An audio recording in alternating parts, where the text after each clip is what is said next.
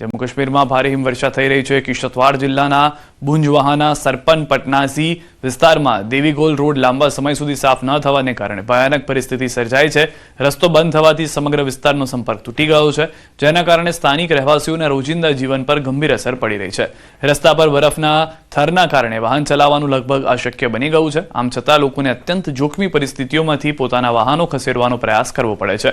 घणी जग्याए स्थानिक लोकोने बरफ दूर करवानी अने रस्ता पर वाहनो धकेली देवानी फरज पड़े छे, जेना कारणे मोटो अकस्मात थई शके छे। बीमार वृद्धो अने सगर्भा स्त्रीओने होस्पिटल लई जवी एक मोटो પડકાર बनी गयो छे। स्थानिक રહેવાસીઓનું કહેવું છે કે રસ્તાને સમયસર પુનઃસ્થાપિત ન થવાથી તેમના જીવ જોખમમાં મુકાઈ ગયા છે।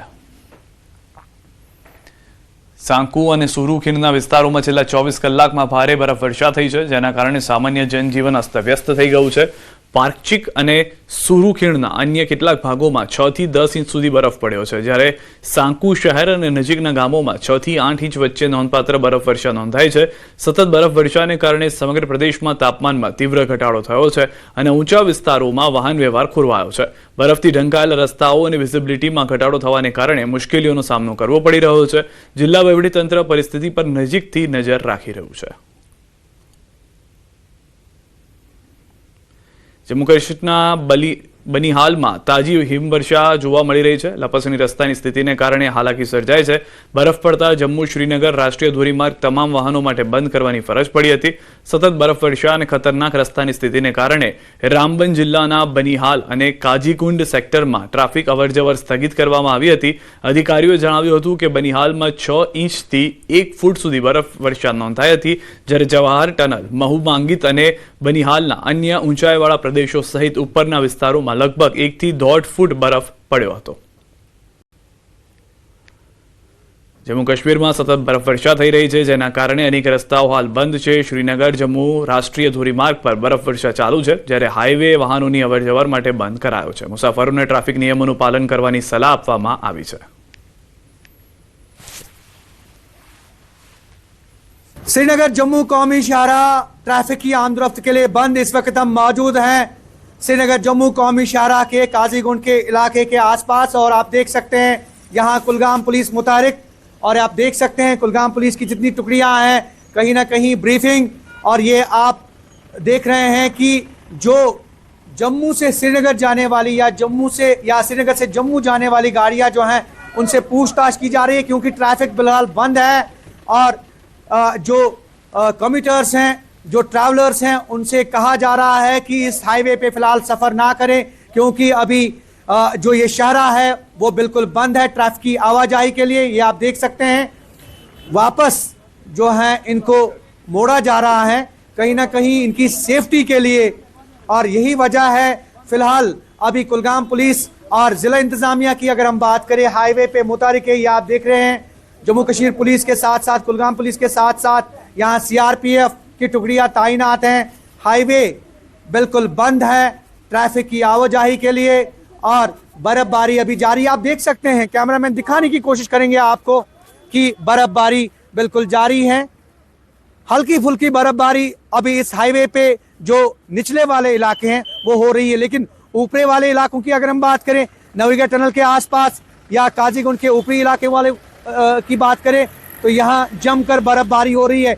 इसी के साथ साथ अगर हम अनंतनाग और कुलगाम की बात करें तो अनंतनाग के पहाड़ी इलाकों में भी जमकर बर्फबारी हो रही है। जो अभी आप देख रहे हैं हल्की फुल्की बर्फबारी 26 और 27 की पेशगोई की गई थी और एन उसी मुताबिक अभी ये जो बर्फबारी है ये अभी भी जारी है। Zahoor Rizvi, news 18 network, national highway, Qazigund.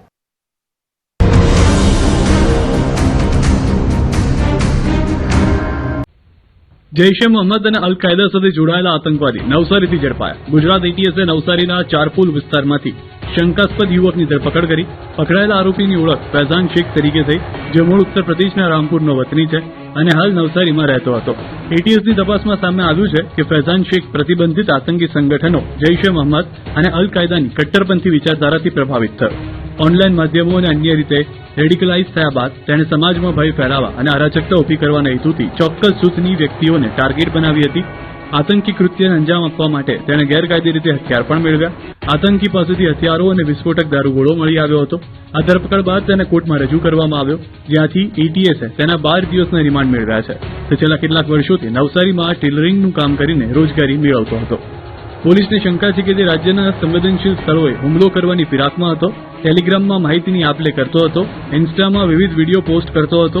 અલ ફૈઝાન ગાઝા નામની ઇન્સ્ટા આઈડી ચલાવતો હતો. હાલમાં એટીએસની ટીમ તેની સઘન પૂછપરછ કરી રહી છે, જેથી તેના અન્ય સાગરીતો અને તેને આર્થિક મદદ પૂરી પાડતા નેટવર્ક વિશે વધુ માહિતી મેળવી શકાય. આ ઘટના બાદ નવસારી સહિત સમગ્ર દક્ષિણ ગુજરાતમાં સુરક્ષા એજન્સીઓ દ્વારા દેખરેખ વધારી દેવામાં આવી છે. કંઈક આ રીતે નવીરાઓ એક પછી એક મોંઘી દાટ બાઇક લઈને સ્ટન્ટ કર્યા. ગોળ ગોળ ફેરવી ધૂળની ડમરી ઉડાડી અને આખો વિસ્તાર બાનમાં લીધો. નવીરાઓના આતંકના દ્રશ્યો ડાંગના સાપુતારાના છે. પ્રવાસન સ્થળ સાપુતારામાં કેટલાક યુવાનોએ સાપુતારાના ટેબલ પોઈન્ટ વિસ્તારમાં ધૂમ ફિલ્મ સ્ટાઇલમાં બેફામ બાઇક સ્ટન્ટ કર્યા. પ્રવાસીઓની ભીડ વચ્ચે જોખમી રીતે બાઇક ચલાવી ભયનું વાતાવરણ સર્જવામાં આવ્યું.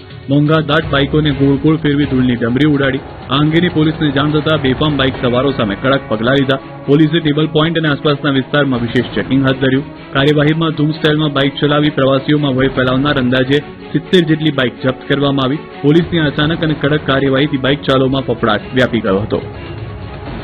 અમરેલીના ધારીના ખીસરી ગામે લગ્ન પ્રસંગમાં જબરી મારામારી થઈ. જમણવારમાં રોટલી પીરસવા જેવી સામાન્ય બાબતે ધીંગાણું થયું. જાનૈયા અને માંડવિયા વચ્ચે શરૂ થયું ધીંગાણું. અમરેલીના ચક્કરગઢ ગામેથી જાન આવી હતી, ત્યારે ખીસરી ગામે એક તરફ માંડવા નીચે ચાલી રહ્યું હતું જમણવાર. દરેક વ્યક્તિઓને ભોજન પીરસવામાં આવતું હતું, ત્યારે જ રોટલી આપવાની બાબતે રકઝક થઈ. સામાન્ય વાતે હદ ઉગ્ર બની ગઈ હતી અને મહેમાનો ઉશ્કેરાઈ ગયા હતા. બંને પક્ષના લોકો આમને સામને આવી ગયા. કોઈના હાથમાં દંડા તો કોઈના હાથમાં ઝાડની મોટી ડાળીઓ. એકબીજાને મારવા માટે આતુર બનેલા બંને પક્ષના લોકો ક્રોધાવેશમાં જોવા મળ્યા. એકબીજાનો જીવ લેવા તત્પર બનેલા બંને પક્ષના લોકો માંડવાથી લઈ ગામના ચોક સુધી પહોંચી ગયા અને એકબીજા પર હુમલો કરવા લાગ્યા. જોકે લગ્નનો માહોલ તો લોકોના મન પરથી વિસરાઈ ચૂક્યો હતો, પરંતુ એકબીજાને મારવા માટે લોકો એકઠા થઈ ગયા હતા. આ દ્રશ્યો ન ફક્ત લગ્નમાં આવનાર મહેમાનોને પરંતુ ગામના અન્ય લોકોમાં પણ કુતૂહલ સર્જાવી દીધું. જોકે ગામના ચોકમાં શરૂ થયેલી આ ધમાચકડીએ આખા ગામમાં ખળભળાટ મચાવી દીધો અને એવું ધીંગાણું સર્જી દીધું કે પોલીસે પણ વાયુવેગે આવવું પડ્યું. લાકડી અને પાઇપ વડે એકબીજા પર હુમલો કરતા બંને પક્ષો 15 જેટલા લોકો ઇજાગ્રસ્ત થયા. ગુજરાત ક્ષત્રિય ઠાકોર સમાજમાં યુવા શક્તિને જાગૃત કરવા, વ્યસન મુક્તિ, રોજગાર, શિક્ષણ અને સમાજના વિકાસ જેવા મુદ્દાઓ પર ચિંતન કરવા માટે ગાંધીનગરના રામકથા મેદાનમાં અભ્યુદય મહાસંમેલનનું આયોજન કરવામાં આવ્યું. અડધી રાત્રે 3 વાગે સંમેલન કરી ક્ષત્રિય ઠાકોર સમાજે શક્તિ પ્રદર્શન કર્યું. કડકડતી ઠંડી વચ્ચે સંમેલનમાં લાખો લોકો ભાગ લેવા માટે ઉમટી પડ્યા. સંમેલનની શરૂઆત સરસ્વતી વંદના સાથે ભવ્ય રીતે થઈ. ત્યારબાદ ઢોલીઓના તાલે અને ગરબાએ વાતાવરણને જીવંત બનાવ્યું. કાર્યક્રમમાં રાકેશ બારોટ અને કીર્તિદાન ગઢવીના ગીત પર લોકો ઝંડા ફરકાવતા હિલોળે ચડ્યા. સાંસદથી માંડીને નેતાઓ આગેવાનોએ કરેલી વાતોને સમાજના લોકોએ આત્મસાત કરીને એકજૂટ થઈને આગળ થવાનો સંકલ્પ લીધો. કાર્યક્રમના અંતે સરસ્વતી ધામનું ભૂમિપૂજન કરાયું અને સમાજને શિક્ષણના ઉચ્ચ સ્તરે પહોંચાડવા માટેનો સંકલ્પ લેવાયો. આ કાર્યક્રમ